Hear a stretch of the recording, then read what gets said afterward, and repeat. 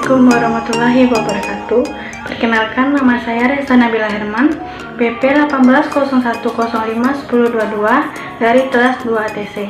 Baiklah, di sini saya akan menjawab pertanyaan-pertanyaan UAS Sistem Telekomunikasi. Berikut ini adalah jawabannya. Pertama yaitu komunikasi analog. Komunikasi analog ini adalah yang mentransmisikan sinyal-sinyal analog, yaitu time sinyal yang berada pada nilai kontinu pada interval waktu yang terdefinisikan. Sinyal analog ini adalah sinyal data dalam bentuk gelombang yang kontinu, yang membawa informasi dengan mengubah karakteristik gelombang. Pada sinyal analog ini memiliki gelombang sinus yang memiliki 3 variabel, yang mana yaitu amplitudo, frekuensi, dan fase. Amplitudo adalah ukuran tinggi rendahnya tegangan dari sinyal analog.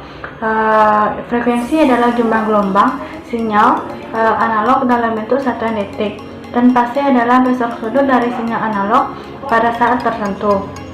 Yang kedua yaitu komunikasi digital. Komunikasi digital ini adalah sebuah teknologi yang mengubah sinyal menjadi sebuah kombinasi urutan bilangan 0 dan 1, dan untuk proses informasi yang rendah, cepat, dan akurat, serta sinyal tersebut dinamakan sebagai bit. Perbedaan antara komunikasi analog dengan komunikasi digital adalah komunikasi analog ini rentan terhadap noise, sedangkan komunikasi digital tahan terhadap noise. Kenapa sistem telekomunikasi digital lebih baik daripada sistem analog? Karena sistem digital ini memiliki keunggulan yang lebih banyak daripada sistem analog. Yang pertama yaitu teknologi digital ini menawarkan biaya yang lebih murah, keandalan lebih baik, dan pemakaian dayanya lebih kecil, dan konsumsi dayanya lebih rendah, membuat kualitas komunikasi tidak bergantung pada jarak dan lebih bergantung kepada noise. Ideal untuk data yang semakin berkembang dan memungkinkan pengenalan layanan-layanan baru. Selanjutnya yaitu menyediakan kapasitas transmisi yang besar dan menawarkan fleksibilitas. Selanjutnya yaitu tahapan mengkonversi analog ke digital. Berikut ini adalah gambar dari tahapan konversi analog ke digital tersebut. Tahap yang pertama yang dilakukan yaitu pencuplikan atau sampling. Pencuplikan atau sampling ini adalah mengkonversi sinyal analog ke dalam sinyal amplitudo kontinu dalam waktu diskrit. Tahap yang kedua yaitu kuantisasi. Kuantisasi ini adalah mengkonversi masing-masing amplitudo kontinu waktu diskrit dari sinyal sampel dikuantisasi dalam level 2B. 2B ini adalah number bit yang digunakan untuk representasi dalam analog ke digital conversion atau disebut ADC. Yang ketiga yaitu pengkodean. Pengkodean ini adalah setiap sinyal amplitudo diskrit yang dikuantisasi direpresentasikan ke dalam suatu barisan.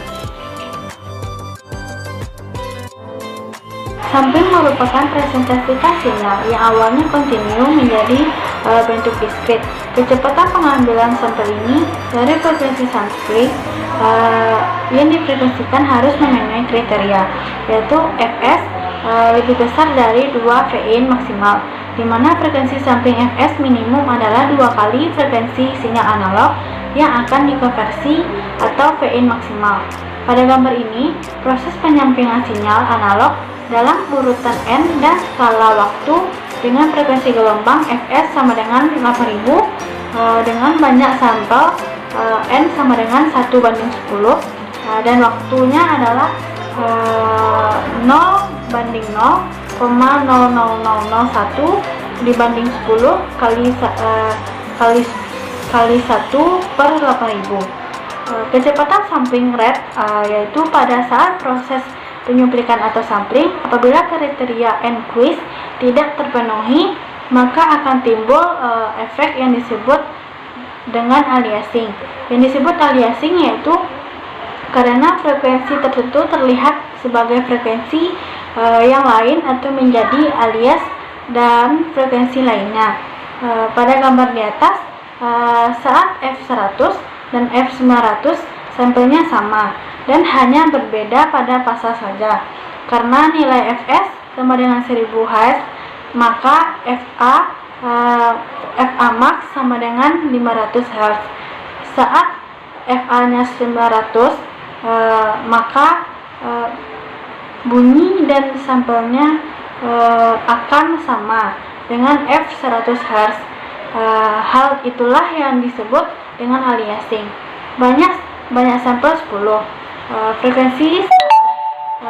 Frekuensi saat 500 Hz dengan Fs 1000 ternyata bunyinya sama dengan sinyal frekuensi dengan nilai 0 Hz. Selanjutnya itu pada gambar yang di atas, pada saat sampel diubah menjadi 20 dan Fs-nya 2000 Hz, saat F900 Hz tidak terjadi aliasing karena Fs-nya bernilai 2000 dan frekuensi fundamentalnya yaitu Fa-nya 1000 Hz. Selanjutnya yaitu menjelaskan kuantisasi dan kenapa perlunya kuantisasi. Berikut ini adalah gambar dari bentuk kuantisasi tersebut. Kuantisasi adalah suatu proses menentukan segmen-segmen dari amplitudo sampling dalam level-level kuantisasi amplitudo dari masing-masing sampel yang dinyatakan dengan harga integer dari level kuantisasi yang terdekat. Kenapa perlunya kuantisasi? Karena dengan berfluktuasinya amplitudo dan frekuensi, sinyal informasi, jika kita kodekan semuanya, maka jumlah bitnya akan banyak dan nilai sampelnya akan jatuh di mana saja hingga nilai yang tak hingga. Tanpa kuantisasi ini, maka dalam suatu sistem, maka sistemnya akan repot. Selanjutnya menjelaskan compounding dan kenapa perlunya compounding. Compounding ini adalah metode untuk mengurangi efek kerugian saluran dengan jangkauan dinamis yang terbatas. Saat sinyal terdistorsi pada frekuensi yang lebih tinggi, maka sinyal tidak berbentuk tunggal dan hasilnya tidak sesuai dengan apa yang kita inginkan, dan bunyi yang dihasilkan mengganggu, dan distorsi yang dihasilkan pun semakin besar. Apabila amplitudo sinyal yang akan dikuantisasi lemah, maka akan terjadi distorsi pada sinyal dan sinyal yang dihasilkan akan menghasilkan frekuensi yang tidak diinginkan. Maka pada compounding, hasil amplitudo yang lemah akan mendapatkan penguatan secara logaritmik agar tidak adanya sampel yang dikuantisasikan dengan nilai yang sama. Saat sinyal sudah dikompres, ringnya akan menjadi kecil. Maka, kenapa perlunya compounding? Karena dengan compounding, kita bisa memperkecil adanya distorsi atau cacat pada sinyal.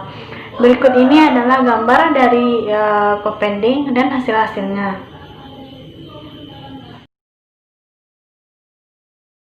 Jawabannya yaitu, jika adanya compounding pada sinyal, maka suara yang dihasilkan akan terdengar jelas oleh si penerima. Akan tetapi, apabila tidak adanya compounding, maka sinyal yang diterima oleh si penerima tidak akan terdengar jelas. Maka, dapat kita lihat bagaimana perbedaan antara dilakukannya compounding dan tidak dilakukannya compounding.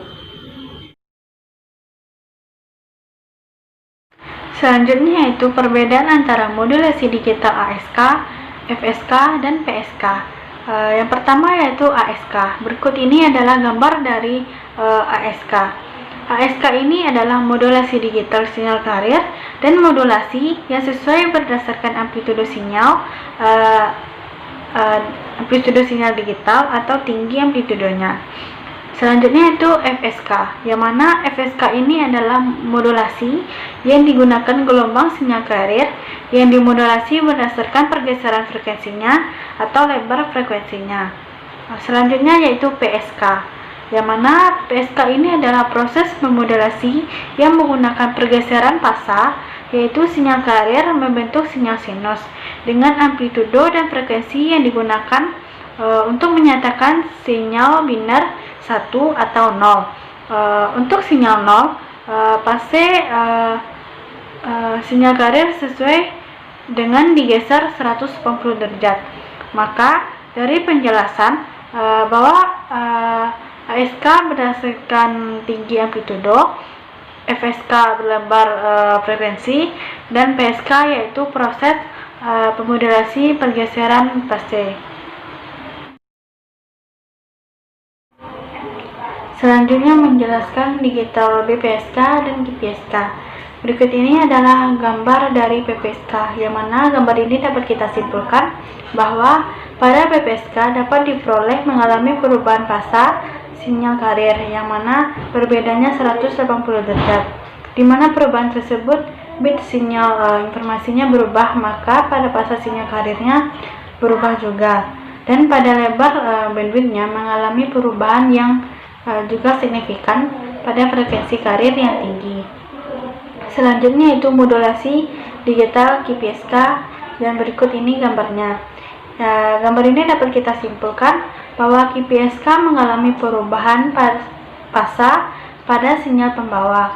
GPSK dapat mengkodekan 2 bit atau simbol yang bertujuan untuk meminimalkan bit error. Setiap 2 bit akan mengalami perubahan fasa sebesar 90 derajat, sedangkan kecepatan bit informasinya 2 kali kecepatan simbolnya. Yang terakhir yaitu menjelaskan multiplex FDM dengan modulasi digital. Multiplex yaitu suatu teknik menggabungkan beberapa sinyal yang akan dikirimkan secara bersama pada suatu kanal transmisi. Sedangkan FDM atau frequency division multiplex yaitu suatu proses yang menggabungkan beberapa sinyal analog yang akan ditransmisikan pada jalur komunikasi. Berikut ini adalah gambar percobaan yang merupakan contoh sinyal multiplex BPSK FDM, di mana proses menggabungkan beberapa saluran BPSK dengan frekuensi karir yang berbeda, sehingga pada saat digabung domain frekuensi akan muncul beberapa frekuensi baru pada range tertentu, dan besar frekuensi karir diperbesar, hasil sinyal multiplex akan menjadi semakin rapat.